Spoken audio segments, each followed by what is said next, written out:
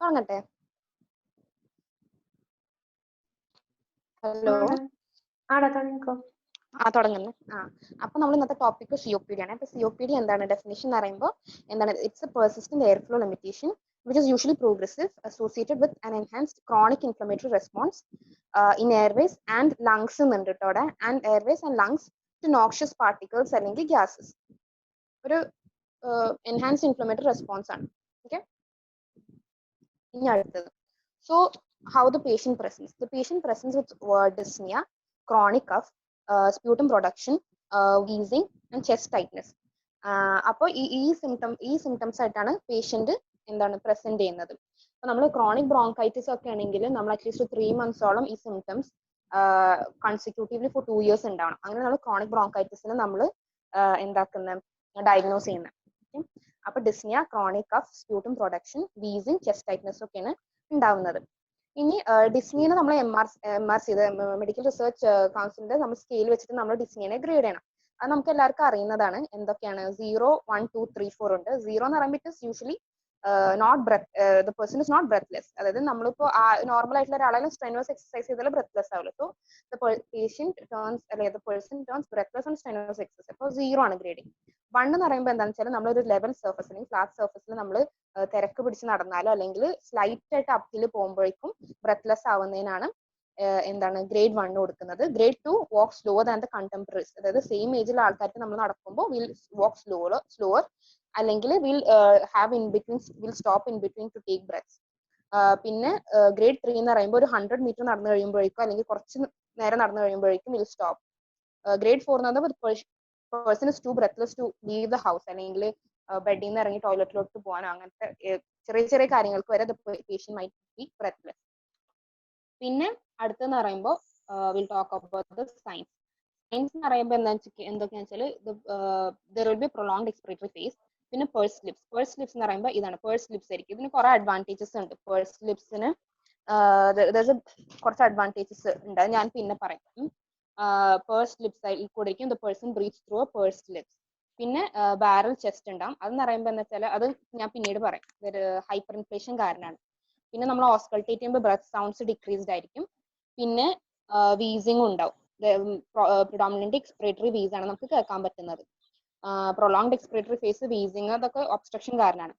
പിന്നെ നമ്മൾ ഇത് ക്ലിനിക്കലായിട്ട് ചോദിക്കുന്നതെന്ന് പറഞ്ഞു ഡാൽസ് അല്ലെങ്കിൽ തിങ്കേഴ്സ് അല്ലെങ്കിൽ ടാർജറ്റ് സൈൻ അല്ലെങ്കിൽ ട്രൈപോഡ് പൊസിഷൻ എന്ന് പറയും. അതെന്താന്ന് വെച്ചാൽ ഈ യൂഷ്വലി ഈ COPD ആൾക്കാർ ഇതായിപ്പോ ഈ കാണുന്ന പൊസിഷനിൽ ഇരിക്കും. Usually sit in this position for easy ബ്രീത്തിങ്ങിനായിരിക്കും. അപ്പൊ എന്തുണ്ടാവുന്ന വെച്ചാൽ നമ്മൾ ഈ എൽബോന്റെയും നീസിന്റെയും അവിടെ എന്താണ് ഇറൈത്തീമ ഉണ്ടാവും. ഇറൈത്തീമ കാരണം ഹീമോസിറ്റും ഡെപ്പോസിഷൻ ഉണ്ടായിട്ട് ഹൈപ്പർ പിഗ്മെന്റേഷൻ ഉണ്ടാവും. അതിനെയാണ് ഡാൽസ് അല്ലെങ്കിൽ എന്താണ് തിങ്കേഴ്സ് അല്ലെങ്കിൽ ടാർജറ്റ് സൈൻ എന്ന് പറയുന്നത്. ഓക്കെ, അതാണ് ഈ കാണുന്നത് ഡാൽ സൈൻ. പിന്നെ ഇത് നമ്മൾ കാണിക്കുന്നത് ബാരൽ ചെസ്റ്റ്. അത് ഹൈപ്പർ ഇൻഫ്ലേഷൻ കാരണം ഞാൻ പിന്നീട് പറയുന്നുണ്ട്. Barrel chest.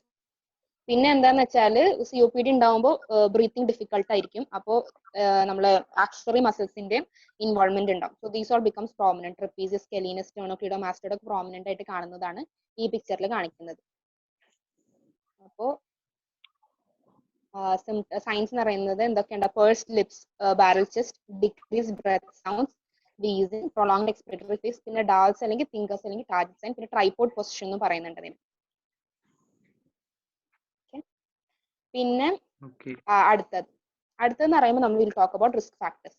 റിസ്ക് ഫാക്ടേഴ്സ് എന്ന് പറയുമ്പോൾ നമ്മൾ എംഫിസിമ പഠിക്കുമ്പോഴായാലും ക്രോണിക് ബ്രോങ്കൈറ്റിസ് ആയിട്ട് പഠിക്കുമ്പോഴും നമ്മൾ പറയുന്നതാണ് സ്മോക്കിംഗ് ആണ് മെജോറിറ്റി കേസിലും റിസ്ക് ഫാക്ടർ ആയിട്ട് വരുന്നത്. 95% കേസിലും സ്മോക്കിംഗ് ആണ് റിസ്ക് ഫാക്ടർ.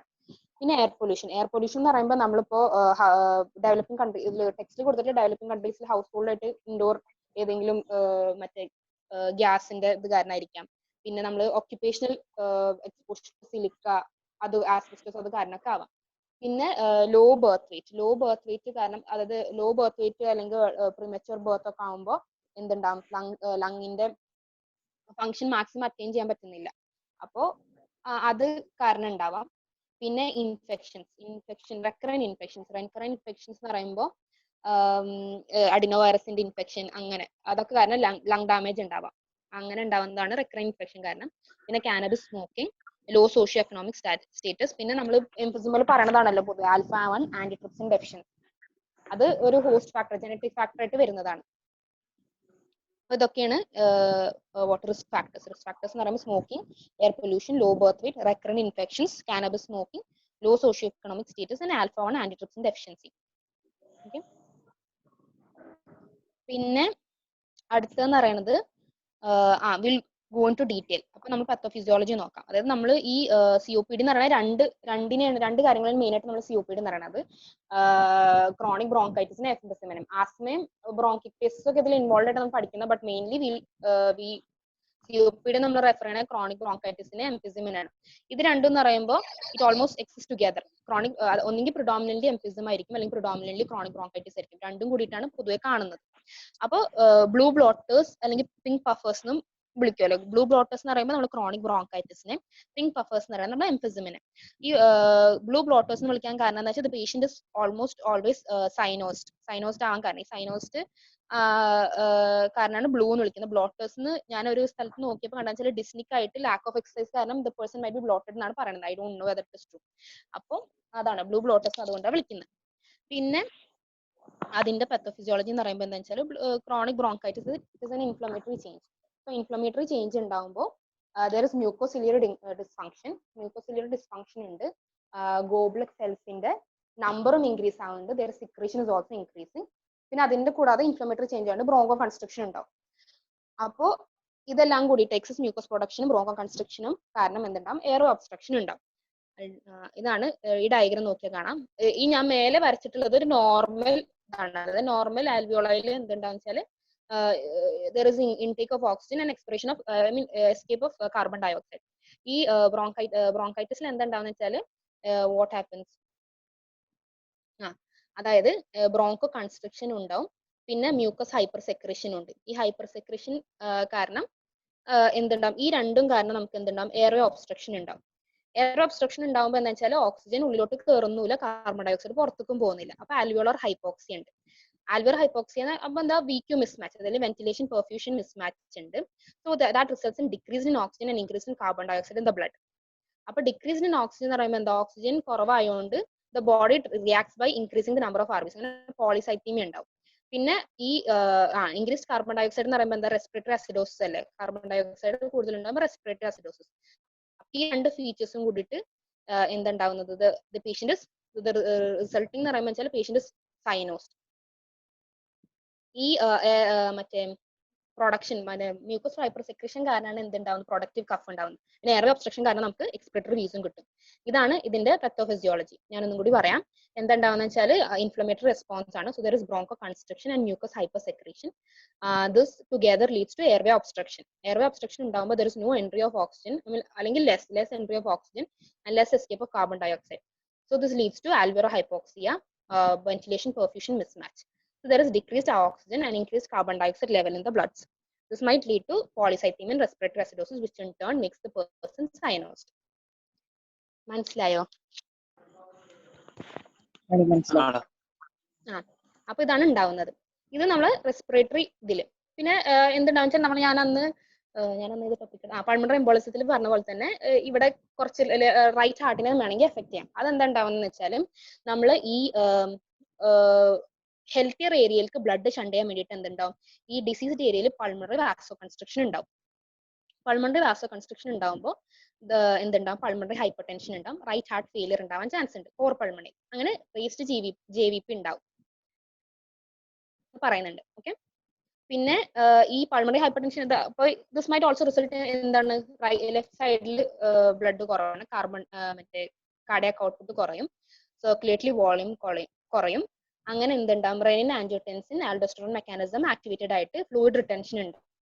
അതെന്ന് പറയുമ്പോൾ സിവിയർ കേസസിലാണ് ഇത് ഉണ്ടാവുന്നത്. അത് കാർഡിയാക് ഔട്ട്പുട്ട് അത്രയും കുറയുമ്പോൾ സർക്കുലേറ്ററി വോളിയം ഭയങ്കരമായിട്ട് കുറഞ്ഞ് നമ്മൾ വരുമ്പോഴാണ് എന്തുണ്ടാവുന്നത്, ഫ്ലൂയിഡ് റിട്ടൻഷനായിട്ട് എഡിമ ഉണ്ടാവാൻ ചാൻസ് ഉണ്ടെന്ന് പറയുന്നുണ്ട്. അപ്പോൾ നമ്മൾ വിചാരിക്കും റൈറ്റ് ഹാർട്ട് ഫെയിലിയർ കാരണം ഉണ്ടാവും, പക്ഷെ മെജോറിറ്റി കേസിൽ ഫ്ലൂയിഡ് റിട്ടൻഷൻ വരുന്നത് ഈ കിഡ്നിയിലത്തെ ബ്ലഡ് ഫ്ലോ കുറഞ്ഞിട്ട് റാസിനെ ആക്ടിവേറ്റ് ചെയ്തിട്ടാണ് ഫ്ലൂയിഡ് റിട്ടൻഷൻ ഉണ്ടായിട്ട് എഡിമ ഉണ്ടാവുന്നത്. അങ്ങനെ ഉണ്ടാവും. It happens in severe cases. ഇനി അപ്പോൾ ദിസ് ഓൾ അബൌട്ട് എന്ത് pathophysiology about blue blotters. ഇങ്ങനെയാണ് ഉണ്ടാവുന്നത് എന്ത് നമ്മൾ chronic ബ്രോങ്കൈറ്റിസിന്റെ pathophysiology. Now we'll move on to pink puffers. Pink puffers എന്ന് പറയുമ്പോൾ emphysema. എംഫിസിമയിലും എന്താണ്, എംഫിസിമയുടെയും റിസ്ക് ഫാക്ടേഴ്സ് എന്ന് പറയുമ്പോൾ എന്താ, സ്മോക്കിംഗ് ഉണ്ട്, പിന്നെ ആൽഫ-1 ആന്റിട്രിപ്സിൻ ഡെഫിഷ്യൻസി, അങ്ങനെയൊക്കെ കാരണം ഉണ്ടാവുന്നത്. അപ്പൊ ഇതും എന്തുണ്ടാക്കും, ഞാൻ ഈ ഡയഗ്രാം നോക്കി പറയാം. ഈ ഡയഗ്രാം അപ്പം എന്തുണ്ടാവുന്ന വെച്ചാലും ഇപ്പൊ ഈ സ്മോക്കിംഗ് കാരണം എന്തെങ്കിലും ഇപ്പൊ സ്മോക്കിംഗ് കാരണം നമ്മൾ എന്തുണ്ടായി, ഏതെങ്കിലും വല്ല ഫോറിൻ മറ്റേ നമ്മള് പാർട്ടിക്കിൾസ് അല്ലെങ്കിൽ ഏതെങ്കിലും അലർജൻസ് കയറിയിട്ട് എന്തുണ്ടാവും, മാക്രോഫേജസിനെ ആക്ടിവേറ്റ് ചെയ്യും. കുറെ മാക്രോഫേജസ് വരും. ഈ മാക്രോഫേജസ് എന്ത് ചെയ്യും, നമ്മൾ പ്രോട്ടിയസിനെയും സൈറ്റോകൈൻസിനെയും റിലീസ് ചെയ്യും. സൈറ്റോകൈൻസ് എന്ത് ചെയ്യുന്ന വെച്ചാൽ it will in turn make the neutrophils increase in the blood circulation. ഇപ്പൊ ന്യൂട്രോഫിൽസിനെ കൊണ്ടുവരും. ഈ ന്യൂട്രോഫിൽസ് എന്ത് ചെയ്യുന്ന വെച്ചാൽ ദിൽ റിലീസ് ഇലാസ്റ്റേസ്. ഇലാസ്റ്റേസ് എന്ത് will act on what, elastic fibres. അത് ഞാൻ പറയാൻ പറഞ്ഞു. ഇത് നമ്മളെ എന്തുണ്ട്, നമ്മളെ റെസ്പിറേറ്ററി ഈ ആൽവോളയുടെ വാൾസിൽ ഇലാസ്റ്റിക് ഫൈബേഴ്സ് ഉണ്ട്. ഈ ഇലാസ്റ്റിക് ഫൈബേഴ്സ് ആണ് നമ്മൾ എന്തിനു ഹെൽപ്പ് ചെയ്യുന്നത്, നമ്മൾ ബ്രീത്ത് ചെയ്തിട്ട് എക്സ്പിറേഷനിൽ നമ്മൾ റീകോയിൽ ചെയ്യണം. ഈ ആൽവോളെ റീകോയിൽ ചെയ്യാൻ ഹെൽപ്പ് ചെയ്യുന്നത് ഈ ഇലാസ്റ്റിക് ഫൈബേഴ്സ് ആണ്. സോ എന്താ വാട്ട് ഹാപ്പൻസ്, നമ്മൾ ഈ ഇലാസ്റ്റേസ് ന്യൂട്രോഫിൽസ് റിലീസ് ചെയ്യുന്ന elastase will act on elastic fibres. അത് ഈ ഇലാസ്റ്റിക് ഫൈബേഴ്സിൽ പോയി ആക്ട് ചെയ്യും. ഇലാസ്റ്റിക് ഫൈബേഴ്സിന് ആക്ട് ചെയ്തിട്ട് ഇലാസ്റ്റിക് ഫൈബേഴ്സിന്റെ ഡിസ്ട്രക്ഷൻ ഉണ്ടാകുമ്പോൾ there will be loss of recoil. The alveoli becomes unable for them to recoil. അങ്ങനെ വെന്റിലേഷൻ കുറയും. ഈ വെന്റിലേഷൻ കുറയുമ്പോൾ കയറിയ എയർ അവിടെ തന്നെ കിടക്കും. there will be air trapping. ഈ എയർ ട്രാപ്പിംഗ് ഉണ്ടാകുമ്പോഴാണ് എന്തുണ്ടാവുന്നത്, there will be increased end expiratory volume. end expiratory volume എന്ന് പറയുമ്പോൾ എന്തുണ്ടാവും, ഹൈപ്പർ ഇൻഫ്ലേഷൻ ഉണ്ടാവും. the lung will be hyper inflated. this will lead to the barrel shaped chest. അതാണ് എംഫിസിമയിൽ barrel shape വരാൻ കാരണം ഇതാണ്. പിന്നെ അത് മാത്രമല്ല, നമ്മൾ ഈ മാക്രോഫേജസ് റിലീസ് ചെയ്യുന്ന ഈ സൈറ്റോകൈൻസ് ഈ പ്രോട്ടിയേസസ് എന്ത് ചെയ്യുന്ന വെച്ചാൽ നമ്മളെ ആൽവോളർ വാളിനെ ഇപ്പൊ ഓൾറെഡി പറഞ്ഞു, ആൽവോളർ വാളിനെ ഇങ്ങനെയാണ് ഡിസ്ട്രക്ട് ചെയ്യുന്നത്. പിന്നെ കാപ്പിലറി ബെഡിനെയും ഇത് ഡിസ്ട്രക്ട് ചെയ്യുന്നുണ്ട്. അങ്ങനെ ഡിക്രീസ്ഡ് പെർഫ്യൂഷൻ ഉണ്ടാവാനും ചാൻസ് ഉണ്ട്. അത് കാപ്പിലറി വാൾസിനെയും എഫക്ട് ചെയ്യുന്നുണ്ട്. അപ്പോൾ ബോത്ത് ഇവിടെ നമ്മളെ വെന്റിലേഷനെ എഫക്ട് ചെയ്യുന്നുണ്ട്, പെർഫ്യൂഷനെയും എഫക്ട് ചെയ്യുന്നുണ്ട്. അപ്പോൾ there is matched VQ mismatch. അതായത് വെന്റിലേഷനും പെർഫ്യൂഷനും ഡിക്രീസ് ആക്കുന്നുണ്ട്. അങ്ങനെ decreased oxygen, increased carbon dye oxide. Same മറ്റേ നമ്മൾ ബ്രോങ്കൈറ്റിസിൽ പറഞ്ഞ പോലെ തന്നെ ഇവിടെ നമുക്ക് എന്തുണ്ട്, ഡിക്രീസ് ഇൻ ഓക്സിജനും increase in carbon dye oxide വരുന്നത്. ഞാൻ ഒന്നും കൂടി പറയാം. സ്മോക്ക് ചെയ്യുമ്പോൾ മറ്റേ പാർട്ടിക്കിൾസ് കയറുമ്പോൾ എന്തുണ്ടാവും, there is activation of macrophages വന്നിട്ട് there is release of proteases and cytokines. ഈ cytokines attract neutrophils. അങ്ങനെ neutrophils എന്ത് ചെയ്യും, they will release elastase. This elastase in turn goes and acts on the elastic fibers on the walls of the alveoli. Elastic fibers അവിടെ act ചെയ്യുമ്പോൾ they will get damaged and this leads to the loss of recoil. recoil ഉണ്ടാവുമ്പോൾ വെച്ചാൽ കയറിയ air gets trapped inside the alveoli. അപ്പോൾ decreased ventilation ഉണ്ട്, there is air trapping, increased end expiratory volume. This leads to barrel shape of the chest. ഇതാണ് ഉണ്ടാവുന്നത്. And also the proteins released from the macrophages act on the capillary bed. അപ്പോൾ perfusion decrease ആവുന്നത്. Altogether there is decrease in oxygen and increase in carbon dioxide. Okay. അപ്പോൾ ഇതാണ് എന്തിന്റെ നമ്മളെ എംഫിസിമയുടെ pathophysiology in short. ഇനി ഇൻവെസ്റ്റിഗേഷൻസ് എന്ന് പറയുമ്പോൾ first will go on to spirometry എന്ന് പറയുമ്പോൾ നമ്മൾ എങ്ങനെ ചെയ്യുന്ന വെച്ചാൽ പ്രീ ആൻഡ് പോസ്റ്റ് ബ്രോങ്കോഡൈലേറ്റർ. അത് ബ്രോങ്കോഡൈലേറ്റർ നമ്മൾ അഡ്മിനിസ്ട്രേഷനേക്കാൾ മുമ്പും ശേഷം ചെയ്യും. അങ്ങനെയാണ് നമ്മൾ ഇതിനെ ഡയഗ്നോസ് ചെയ്യുന്നത്. ഇതിൽ ഒരു നോർമൽ സ്പൈറോ, അതായത് നമ്മൾ ഗ്രാഫാണ് കാണിക്കുന്നത്. അതിൽ എന്താന്ന് വെച്ചാൽ the person is asked to inspire, deep inspiration, forced inspiration ആണ് ചെയ്യുന്നത്. ഇതിൽ എന്ന് പറയുമ്പോൾ ഇത് നോർമൽ കർവ് ആണ്. അപ്പൊ നോർമൽ കർവ് എന്ന് പറയുമ്പോൾ ഈ കാണുന്ന ഫുൾ എന്ന് പറയുമ്പോൾ ടോട്ടൽ ലങ് കപ്പാസിറ്റി ആണ് കാണുന്നത്. ഇതെന്ന് പറയുമ്പോൾ നമ്മൾ എന്താണ്, നമ്മൾ ഇൻസ്പയർ ചെയ്യുന്ന എയറും എക്സ്പയർ ചെയ്യുന്ന എയർ ആണ് കാണുന്നത്. അതായത് air present in the lungs എന്ന് പറയുമ്പോൾ വൈറ്റൽ കപ്പാസിറ്റി. അപ്പോൾ ഇത് രണ്ടും സെപ്പറേറ്റ് വെച്ചാൽ നമ്മൾ എത്ര ഫോഴ്സ് ആയിട്ട് എക്സ്പയർ ചെയ്താലും ബാക്കി ഉണ്ടാവുന്ന എയർ നമ്മൾ റെസിഡൽ വോളിയം. ഈ മൂന്നും നമുക്ക് ഇതിൽ നിന്ന് കണ്ടെത്താം. പിന്നെ ഈ ഇൻ കേസ് ഓഫ് COPD ഉള്ള ഒരാളുടെ ഗ്രാഫാണ് ഈ കാണുന്നത്. ഇതിലെന്ന് പറയുമ്പോൾ അതായത് ഡീപ്പ് ഇൻസ്പിറേഷൻ, എക്സ്പിറേഷൻ എന്ന് പറയുമ്പോൾ പിന്നെ വേറെ എന്താ വെച്ചാൽ എക്സ് ആക്സിസിൽ വോളിയം, വൈ ആക്സിസിൽ ഫ്ലോ ആണ് കാണിക്കുന്നത്. So the patient finds it hard to expire. അതായത് ഫോഴ്സ്ഡ് എക്സ്പിറേഷൻ സമയത്ത് there is a decrease in the flow. The patient finds it hard to expire. അതായത് ഫോഴ്സ്ഡ് എക്സ്പിറേഷൻ നമ്മൾ അതാണ് പറഞ്ഞത്, നമ്മൾ എക്സ്പിറേറ്ററി വീസ് ഉണ്ടാവും. പിന്നെ അതൊക്കെ ഇതുകൊണ്ടാണ് patient finds it hard to expire. ഈ കാണുന്ന ഡെന്റ്, അതായത് ഈ ഡെന്റ് ഉണ്ടല്ലോ, ഇതിന്റെ രണ്ടിനും space, this helps in diagnosing COPD. So COPD-യിൽ ഇങ്ങനെയാണ് ഉണ്ടാവുന്നത്. എനിക്ക് വേറൊരു കാര്യത്തിൽ റെസ്ട്രിക്റ്റീവിലാണെങ്കിൽ മൊത്തത്തിൽ ഫ്ലോവും വോളിയം എല്ലാം കുറയും. ഗ്രാഫ് ഇങ്ങനെ ഇരിക്കും. ഒബ്സ്ട്രക്റ്റീവ് എന്ന് പറയുമ്പോൾ ഇങ്ങനെ ആയിരിക്കും. ഓക്കെ, മനസ്സിലാവുന്നുണ്ടോ? ഒന്നുകൂടെ. അപ്പൊ ഇതെന്ന് പറയുമ്പോൾ ഒരു നോർമൽ, നമ്മൾ സ്പൈറോമീറ്ററിൽ കൂടെ നമ്മൾ ബ്ലോ ചെയ്തിട്ട്, അതായത് ഡീപ്പ് ഇൻസ്പിറേഷൻ എടുക്കാൻ പറയും പേഴ്സണോട്, ഒരു ഫോഴ്സ്ഡ് എക്സ്പിറേഷൻ ചെയ്യാൻ പറയും വിത്തിൻ 6 seconds. അങ്ങനെ ചെയ്തിട്ടാണ് ഈ ഗ്രാഫ് നമ്മൾ ചെയ്യുന്നത്. ഈ ഗ്രാഫ് നമുക്ക് കിട്ടുന്നത്. ഇതൊരു നോർമൽ പേഴ്സന്റെ കർവ് ആണ്. In case of A person with COPD എന്താണ്ടാവുന്നതെന്ന് വെച്ചാൽ നമ്മൾ നേരത്തെ പറഞ്ഞല്ലോ, എക്സ്പിറേറ്ററി ഫേസിനാണ് കൂടുതൽ എഫക്ട് ചെയ്യുന്നത്. അപ്പൊ ഇൻസ്പയർ ചെയ്യുമ്പോൾ നമുക്ക് അധികം കാര്യമായിട്ട് നമുക്ക് ഫ്ലോന്റെ വ്യത്യാസം മനസ്സിലാവും. പക്ഷേ എക്സ്പയർ ചെയ്യുമ്പോൾ എന്താണെന്ന് വെച്ചാൽ പേഷ്യന്റ് ഫൈൻഡ്സ് ഇറ്റ് ഹാർഡ്. അതായത് നമുക്ക് ഫ്ലോ കുറയും. വോളിയം എന്നുള്ള അവസാനം പരമാവധി പുറത്തേക്ക് പോകുന്നുണ്ട്, but it takes longer time. കൂടുതൽ സമയം എടുത്തിട്ടാണ്, കൂടുതൽ എഫേർട്ട് എടുത്തിട്ടാണ് വരുന്നത്. അതാണ് ഫ്ലോ പിന്നീട് കുറയുന്നത്. ഓക്കെ, എക്സ്പിറേറ്ററി ഫേസിലാണ് ഇവർക്ക് ബുദ്ധിമുട്ടുന്നത്. അപ്പൊ ഈ ഡെന്റ്, ഈ കാണുന്ന ഇത്, ഈ ഡോട്ടഡ് ലൈൻസ് എന്ന് പറയുമ്പോൾ നോർമൽ കർവ് ആണ്. മറ്റേതാണ് നമ്മൾ ഈ അബ്നോർമൽ കർവ്. അപ്പൊ ഈ കാണുന്ന ഡെന്റ് നമ്മൾ ഹെൽപ്സ് ഇൻ ഡയഗ്നോസിങ് COPD. അപ്പൊ ഇനി റെസ്ട്രിക്റ്റീവ് കേസസിലാണെങ്കിൽ എന്താണ്ടാവുന്ന വെച്ചാൽ, ഇതൊരു നോർമൽ ഗ്രാഫ് ആണെങ്കിൽ എല്ലാം കുറയും. അതായത് ഫ്ലോവും കുറയും, ഗ്രാഫ് മൊത്തത്തിൽ സൈസോടെ കുറയും. ഇങ്ങനെയാണ് റെസ്ട്രിക്റ്റീവ് ഫേസിൽ വരുന്നത്. റെസ്ട്രിക്റ്റീവ് ഡിസീസസിലെ നമ്മൾ ബാക്കിയുള്ള വരുന്നത്. ഇത് ഒബ്സ്ട്രക്റ്റീവ് ഡിസീസസ് അല്ലേ. റെസ്ട്രിക്റ്റീവ് ഡിസീസസിൽ ഇങ്ങനെ ആയിരിക്കും ഗ്രാഫ് വരുന്നത്. ഞാൻ വെറുതെ മെൻഷൻ ചെയ്തെന്നുള്ളൂ. അപ്പോൾ ഇങ്ങനെയാണ് വരുന്നത്. ഗ്രാഫ് മനസ്സിലായോ?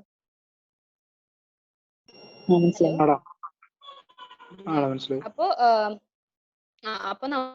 ഇത് വെച്ചിട്ട് നമ്മൾ എന്ത് കാണാൻ പറ്റും? പോസ്റ്റ് എക്സ്പിറേറ്ററി വോളിയം ഡിക്രീസ് ആണ്, പോസ്റ്റ് വൈറ്റൽ കപ്പാസിറ്റി ഡിക്രീസ് ആവുന്നുണ്ട്.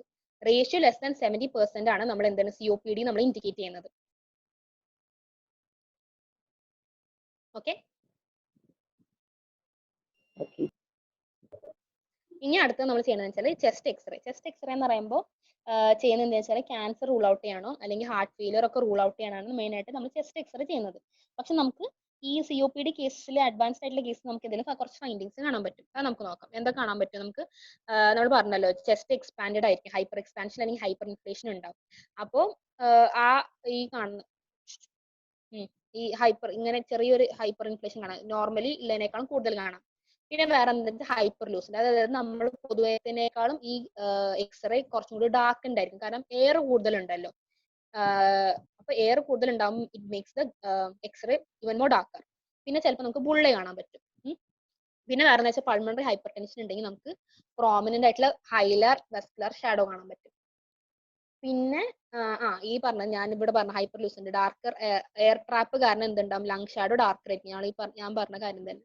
പിന്നെ ഹൈപ്പർ ഇൻഫ്ലേഷൻ കാരണം എന്തുണ്ടാവും? ഫ്ലാറ്റ് ഡയഫ്രം കാണാൻ പറ്റും. ഡയഫ്രം ഫ്ലാറ്റൻഡ് ആയിരിക്കും. പിന്നെ നാരോ മീഡിയസ്റ്റീനം, ഹൊറിസോണ്ടൽ റിബ്സ്, ഇതൊക്കെ ഇത് കാരണമാണ്. ഈ ഡയഫ്രം ഫ്ലാറ്റൻ ചെയ്യുന്നത് ഹൈപ്പർ ഇൻഫ്ലേഷൻ കാരണമാണ് നമുക്ക് റിബ്സ് ഒക്കെ ഹൊറിസോണ്ടൽ ആയിട്ട് കാണാൻ പറ്റും. ഇതാണ് മെയിൻ ഫീച്ചേഴ്സ്. ഹൈപ്പർ എക്സ്പാൻഷൻ അല്ലെങ്കിൽ ഹൈപ്പർ ഇൻഫ്ലേഷൻ കാരണം വരുന്നത് എന്തൊക്കെയാണ് നമുക്ക് അങ്ങനെ ആലോചിക്കാം. അപ്പോൾ എക്സ്പാൻഷൻ കാരണം ഡാർക്കർ ആയിരിക്കും ഇത് ലങ് ഷാഡോ. പിന്നെ ഫ്ലാറ്റ് ഡയഫ്രം കാണാൻ പറ്റും, റിബ്സ് ഹോറിസോണ്ടൽ ആവും, നാരോ മീഡിയാസ്റ്റീൻ ഉണ്ടാവും. പിന്നെ ബുള്ളെ കാണാൻ പറ്റും അറ്റ് ടൈംസ്. പിന്നെ പൾമണറി ഹൈപ്പർ ടെൻഷൻ കാരണം പ്രോമിനന്റ് ഹൈലർ വെസ്കുലർ ഷാഡോ കാണാൻ പറ്റും. ഇതാണ് അപ്പോൾ പൊതുവേ നമ്മൾ എന്താന്ന് വെച്ചാൽ നമുക്ക് 6th or 7th റിബ് വരെ കൗണ്ട് ചെയ്യാൻ പറ്റുള്ളൂ. But here you can count ഇവൻ മോർ. കാരണം എന്തുണ്ടാവും? ഫ്ലാറ്റനിങ് ഓഫ് ദ റിബ്സ് കാരണം, പിന്നെ ഹൈപ്പർ ഇൻഫ്ലേഷൻ കാരണം എന്തുണ്ടാവും? നമുക്ക് കൗണ്ട് ചെയ്യാം. ഫസ്റ്റ് റിബ് 1 2 3 4 5 6 7 നമുക്ക് പിന്നെയും കൗണ്ട് ചെയ്യാൻ പറ്റുന്നുണ്ടല്ലോ. സോ ഇറ്റ് മേക്സ് കുറച്ചും കൂടി ക്ലിയർ ആവാൻ ചെയ്യുന്നുണ്ട്. പിന്നെ ഡയഫ്രം ഫ്ലാറ്റൻഡ് ആവുന്നുണ്ട് ഇവിടെ. ഡയഫ്രം ഫ്ലാറ്റൻ നമുക്കിങ്ങനെ അല്ലേ, അത് ഹൈപ്പർ ഇൻഫ്ലേറ്റഡ് ലങ്സ് കാരണമാണ് നമുക്ക് എന്ത് ഈ എക്സ്റേ ഫൈൻഡിങ്സ് കിട്ടുന്നത്. ഓക്കെ. പിന്നെ അടുത്തെന്ന് പറഞ്ഞാൽ കംപ്ലീറ്റ് ബ്ലഡ് കൗണ്ട് ചെയ്യാം. കംപ്ലീറ്റ് ബ്ലഡ് കൗണ്ട് എന്ന് പറയുമ്പോൾ നമുക്ക് അനീമിയ അല്ലെങ്കിൽ പോളിസൈത്തീമിയ അല്ലെങ്കിൽ ആൽഫ 1 ആന്റിട്രിപ്സിൻ ഡെഫിഷ്യൻസി ഒക്കെ നമുക്ക് നോക്കാൻ വേണ്ടിയിട്ടാണ് നമ്മൾ എന്ത് കംപ്ലീറ്റ് ബ്ലഡ് കൗണ്ട് നമ്മൾ ചെയ്യുന്നത്. പിന്നെ ആർട്ടീരിയൽ ബ്ലഡ് ഗ്യാസ് ലെവലും നമ്മൾ അതിൽ pH നോക്കാൻ വേണ്ടിയിട്ട് നമ്മൾ പറഞ്ഞല്ലോ റെസ്പിറേറ്ററി അസിഡോസിസ് ഉണ്ടാവും പറഞ്ഞത്, അത് കാർബൺ ഡൈ ഓക്സൈഡ് കൂടുന്നതുകൊണ്ട് റെസ്പിറേറ്ററി അസിഡോസിസ് അത് നോക്കാൻ വേണ്ടിയിട്ട്. പിന്നെ ലങ് വോളിയൂംസ് വേറെ രീതിക്ക് സ്പൈറോമെട്രി അല്ലാണ്ട് വേറെ രീതിക്ക് നമ്മൾ മെഷർ ചെയ്യുന്നുണ്ട്. ഇതിന്റെ മെത്തേഡ് എനിക്ക് എങ്ങനെയാണെന്ന് അറിയില്ല. ഹീലിയം ഡൈല്യൂഷനും പ്ലത്തിസ്മോഗ്രഫി ചെയ്യണത് ഈ സിവിയർ COPD അല്ലെങ്കിൽ ബുള്ളി ഒക്കെ ഉള്ള കേസിലാണ് പ്ലത്തിസ്മോഗ്രഫി ചെയ്യുന്നത്. അത് എങ്ങനെയാണെന്ന് എനിക്ക് അറിയില്ല കേട്ടോ. ഇതിലൊക്കെ എന്താണെന്ന് വെച്ചാൽ ലോ ഗ്യാസ് ട്രാൻസ്ഫർ വാല്യൂ കാണുന്നത്, കാരണം നമുക്ക് എയർ എക്സ്ചേഞ്ച് കുറവായതുകൊണ്ട് ലോ ഗ്യാസ് ട്രാൻസ്ഫർ വാല്യൂ ആണ് കിട്ടുന്നത്. പിന്നെ ഹൈ റെസൊല്യൂഷൻ CT ചെയ്യാം. പിന്നെ ECGയിലാണെങ്കിൽ ഞാൻ നേരത്തെ പറഞ്ഞല്ലോ, അതായത് റൈറ്റ് വെൻട്രിക്കുലർ ഫെയിലിയർ ഉണ്ടാവാൻ ചാൻസ് ഉണ്ട്. അങ്ങനെയാണെങ്കിൽ നമ്മൾ അന്ന് ഞാൻ മറ്റേ പൾമണറി എംബോളിസത്തിലൊക്കെ പറഞ്ഞ പോലെ റൈറ്റ് വെൻട്രിക്കുലർ സ്ട്രെയിൻ ഉണ്ടാവും. അപ്പൊ എന്തുണ്ടാവും, ടി വേവ് ഇൻവേർഷൻ ഉണ്ടാവും. അതാണ് മെയിൻ ആയിട്ട് കാണും. പിന്നെ പൾസ് ഓക്സിമെട്രിയിലും പൾസ് ഓക്സിമെട്രി എന്ന് പറയുമ്പോൾ ലെസ് ദാൻ 93% ആണെങ്കിൽ നമ്മൾ എന്ത് ചെയ്യണം, ലോങ് ടേം ഡൊമിസിലറി ഓക്സിജൻ തെറാപ്പിക്ക് നമ്മൾ ആ പേഷ്യന്റിനെ റെഫർ അങ്ങനെ നോക്കണം. You should assess the patient for long term domiciliary oxygen therapy. പിന്നെ എക്സസൈസ് ടെസ്റ്റ് ചെയ്യുന്നുണ്ട്. അതെന്ന് പറയുമ്പോൾ ഈ COPD പ്രോഗ്നോസിസ് അല്ലെങ്കിൽ എക്സസൈസ് ടോളറൻസ് അല്ലെങ്കിൽ ബ്രോങ്കോഡൈലേറ്റർ തെറാപ്പി കൊടുത്തിട്ടുള്ള റെസ്പോൺസ് ഒക്കെ നോക്കാൻ വേണ്ടിയിട്ടാണ് എക്സസൈസ് ടെസ്റ്റ് ചെയ്യുന്നത്. മനസ്സിലായോ എല്ലാവർക്കും? അപ്പൊ സ്പൈറോമെട്രി ചെയ്യുന്നുണ്ട് നമ്മള്. പിന്നെ ചെസ്റ്റ് എക്സ്റേ നോക്കുന്നുണ്ട്. Chest x-ray findings in emphysema അങ്ങാണ്ട് ക്വസ്റ്റ്യൻ ഉണ്ടെന്ന് തോന്നുന്നു. പിന്നെ നമ്മൾ കംപ്ലീറ്റ് ബ്ലഡ് കൗണ്ട് ചെയ്യുന്നുണ്ട്, ABG ചെയ്യുന്നുണ്ട്, മെഷർമെന്റ് ഓഫ് ലങ് വോളിയൂംസ്, പിന്നെ high resolution CT, ECG, pulse oximetry, പിന്നെ എക്സസൈസ് ടെസ്റ്റും ചെയ്യുന്നുണ്ട്. പിന്നെ ഇതെന്ന് പറയുമ്പോൾ സിവിയറിറ്റി ക്ലാസിഫിക്കേഷൻ, അതായത് spirometric classification of COPD severity is based on post bronchodilator FEV1. Bronchodilator നമ്മൾ കൊടുത്തതിന് ശേഷമുള്ള FEV1 മെഷർ ചെയ്തിട്ടുള്ളതാണ് അതിനെ ബേസ് ചെയ്തിട്ട് നമ്മൾ സിവിയറിറ്റിനെ ഈ COPD സിവിയറിറ്റി എത്രത്തോളം ഉണ്ടെന്ന് അസസ് ചെയ്യുന്നതാണ് ഈ ക്ലാസിഫിക്കേഷൻ. ടെക്സ്റ്റിലുണ്ട്, ഞാൻ എന്നാലും ഇങ്ങനെ എഴുതിച്ചിരുന്നു. അതെന്ന് പറയുമ്പോൾ സ്റ്റേജ് 1 എന്ന് പറയുമ്പോൾ സിവിയറിറ്റി എന്ന് പറയുമ്പോൾ മൈൽഡ് ആണ്. നമ്മൾ നേരത്തെ പറഞ്ഞല്ലോ FEV1 ബൈ FE, അതായത് forced expiratory volume forced vital കപ്പാസിറ്റിയുടെ റേഷ്യോ ലെസ് ദാൻ 70 ആണ് COPDയുടെ ഡയഗ്നോസ്റ്റിക് ആയിട്ട് നമ്മൾ പറയുന്നത്. അപ്പം FEV1 by FEC less than 70% ആണ് എല്ലാത്തിലും വരാം. പക്ഷെ നമ്മൾ ഇത് ഗ്രേഡ് ചെയ്യണത് predicted value of FEV1. Predicted value എന്ന് പറയുമ്പോൾ എന്താണെന്ന് വെച്ചാൽ FEV1 value of the patient divided by the ഒരു നോർമൽ പേഴ്സന്റെ നോർമൽ റെഫറൻസിന്റെ FEV1 കാൽക്കുലേറ്റ് ചെയ്തിട്ട് കിട്ടുന്നതാണ് പ്രഡിക്റ്റഡ് FEV1. ഇപ്പൊ predicted FEV1 greater than or equal to 80% ആണെങ്കിൽ ഇത് സ്റ്റേജ് 1, 50 to 79 ആണെങ്കിൽ സ്റ്റേജ് 2, 30 to 49 ആണെങ്കിൽ സ്റ്റേജ് 3, ലെസ് ദാൻ 30 ആണെങ്കിൽ സ്റ്റേജ് 4. അതായത് അതിന്റെ severity mild, moderate, severe, very severe. ഇത് ബൈ ഹാർട്ട് ചെയ്യേണ്ടതാണ്. അപ്പോൾ ഞാൻ ഒരു പ്രാവശ്യം പറയുന്നുള്ളൂ, ഇങ്ങനെ ഈ ടേബിൾ അങ്ങനെ തന്നെ പഠിച്ചാൽ മതി. ടെക്സ്റ്റിൽ വേറെ കുറച്ചും കൂടി കൺഫ്യൂസിങ് 2-3 കോളം കൂടി ഉണ്ട്, അത് ഞാൻ എഴുതിയിട്ടില്ല. ഇത് പഠിച്ചാൽ മതിയാവും. പിന്നെ അതെന്ന് പറയുമ്പോൾ എന്താ വെച്ചാൽ നമുക്ക് മാനേജ്മെന്റും ട്രീറ്റ്മെന്റും നമുക്ക് അത് സിവിയറിറ്റി ബേസ് ചെയ്തിട്ട് നമുക്ക് പേഷ്യന്റ് മാനേജ് ചെയ്യാൻ വേണ്ടിയിട്ടാണ് നമ്മൾ അതിനെ ക്ലാസിഫൈ ചെയ്യുന്നത്. ഇനി അടുത്തത് മാനേജ്മെന്റ് എന്ന് പറയുമ്പോൾ മെയിൻലി നമുക്ക് സെസേഷൻ ഓഫ് സ്മോക്കിംഗ് അല്ലെങ്കിൽ എന്ത് ഇറിറ്റൻസ് ആണ് ഇതിനെ കോസ് ചെയ്യുന്നത് വെച്ചാൽ അതിനെ നമ്മൾ സ്റ്റോപ്പ് ചെയ്യുന്നു. പിന്നെ എന്താണ് വാക്സിനേഷൻ എന്ന് പറയുമ്പോൾ എന്താണെന്ന് വെച്ചാൽ ഇൻഫെക്ഷൻസിനൊക്കെ പ്രിവെന്റ് ചെയ്യാൻ വേണ്ടിയിട്ടാണ്, കാരണം അതൊക്കെ റിസ്ക് ഫാക്ടറായിട്ട് ആക്ട് ചെയ്യുന്നുണ്ടല്ലോ. അപ്പൊ എന്തൊക്കെ ന്യൂമോകോക്കൽ അല്ലെങ്കിൽ ഇൻഫ്ലുവൻസ വാക്സിൻസ് ഒക്കെ നമ്മൾ കൊടുക്കണം. പിന്നെ അടുത്തെന്ന് പറയുമ്പോൾ ബ്രോങ്കോഡൈലേറ്റർ തെറാപ്പി എന്ന് പറയുമ്പോൾ ബീറ്റ-2 അഗണിസ്റ്റ് അല്ലെങ്കിൽ M3 ആന്റഗണിസ്റ്റ് കൊടുക്കുന്നത്. അതായത് നമ്മൾ ഏതൊക്കെ ലോങ് ആക്ടിങ് ഷോർട്ട് ആക്ടിങ് നമ്മൾ പഠിച്ചല്ലോ, സാൽബുറ്റമോൾ അല്ലെങ്കിൽ ഇപ്രോട്രോപ്പിൻ ബ്രോമൈഡ് കോമ്പിനേഷനിലൊക്കെയാണ് കൊടുക്കുന്നത്. പിന്നെ കമ്പൈൻഡ് ഇൻഹേൽ ഗ്ലൂക്കോകോർട്ടിക്കോയിഡ്സ് പ്ലസ് ബ്രോങ്കോഡൈലേറ്റർ, അതായത് ഈ പറഞ്ഞ പോലെ തന്നെ നമ്മൾ രണ്ടും കൂടി ഇൻഹേൽഡ് ആയിട്ടുള്ള ഇത് കിട്ടുന്നുണ്ടല്ലോ, അത് കൊടുക്കാം. പിന്നെ പിന്നെ ഓറൽ ഗ്ലൂക്കോകോർട്ടിക്കോയിഡ്സ് പറയുന്നത് വെച്ചാൽ എക്സസർബേഷന്റെ കാര്യത്തിൽ മാത്രമാണ് പറയുന്നത്. പിന്നെ പൾമണറി റീഹാബിലിറ്റേഷൻ അതെന്ന് പറയുമ്പോൾ എക്സസൈസ് ഉണ്ട്, പിന്നെ ഡിസീസ് എഡ്യൂക്കേഷൻ ഉണ്ട്, ന്യൂട്രീഷണൽ കൗൺസിലിംഗ് ഉണ്ട്, പിന്നെ ബ്രീത്തിങ് എക്സസൈസ്. ഈ ബ്രീത്തിങ് എക്സസൈസിലാണ് പേഴ്സ് ലിപ്സ് ഞാൻ പറഞ്ഞത്. നമ്മൾ നേരത്തെ സയൻസിലും പറഞ്ഞത് നമ്മൾ പേഷ്യന്റിനെ നോക്കുമ്പോൾ ഈ ബ്രീത്ത്സ് വിത്ത് പേഴ്സ് ലിപ്സ്. അപ്പൊ ഈ പേഴ്സ് ലിപ്സ് എന്ന് പറയുമ്പോൾ കുറച്ച് അഡ്വാൻറ്റേജസ് എന്ന് പറയുന്നത് എന്താ വെച്ചാൽ, പേഴ്സ് ലിപ്സ് എന്ന് പറയുമ്പോൾ ഈ ബ്രീത്തിങ് റേറ്റ്, അതായത് നമ്മൾ സമയം കൂട്ടിയിട്ട് ബ്രീത്തിങ് റേറ്റ് കുറയ്ക്കും.